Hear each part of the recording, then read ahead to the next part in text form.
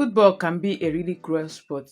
When I mean cruel, I mean that you can encounter a career-ending injury just playing football. Now, look at what happened to the 24-year-old Canadian player Ismael Kone.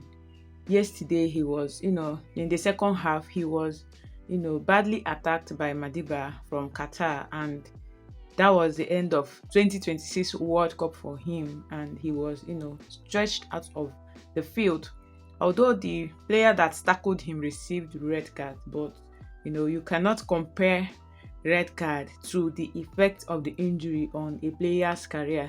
Now, he's not going to continue with his teammates for the remaining part of the World Cup, and that is not even the only part of the story because you know he's going to undergo operation, he's going to undergo the therapy sessions, he's going to undergo the psychological stress, the pains, and all of that.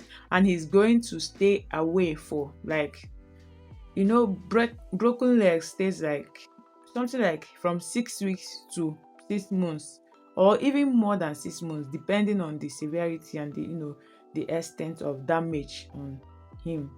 So it's really, really a bad thing. And I don't really know why players always do this. Why do you rough tackle your, opponent? This is a game, not a war. They are not fighting war. You are not fighting a war.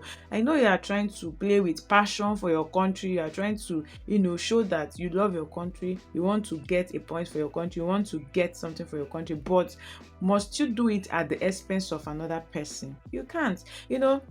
Every time people come out saying it's a mistake, it doesn't mean bad, it doesn't mean harm. Of course, you could see from the player's reaction yesterday, he was almost crying and they were consoling him. Because think about it, when someone is on out there on injury it's because of your tackle. So please, like the golden rule said, do to others what you would want them to do to you. If you would prefer people keep tackling you hard, then you go hard on others. But if you know the effect of these injuries on players like you, on their health, on their career, on their mental health, then you should be careful when playing football. You should be careful when you try to tackle someone. There are smooth and neat ways that you can tackle someone and still get the ball, and no foul will be given to you. But yesterday this tragic incident happened, and I mean, I really felt bad for the guy. Even though when he was going out, you can see him inhaling this pain reliever and waving to the fans to reassure them that he will be fine, that kind of thing. But deep down his heart, you know that this is not it. It's going to be like, this is not what I planned. This is not what I envisioned to happen. No one prays for injury anyway, but it has happened. It is and is that it has happened. But I believe everybody, should just be careful. Should just be careful. You have collected red card and that is all. You will just miss some matches. Meanwhile, this person will not play for the rest of the World Cup until it is over.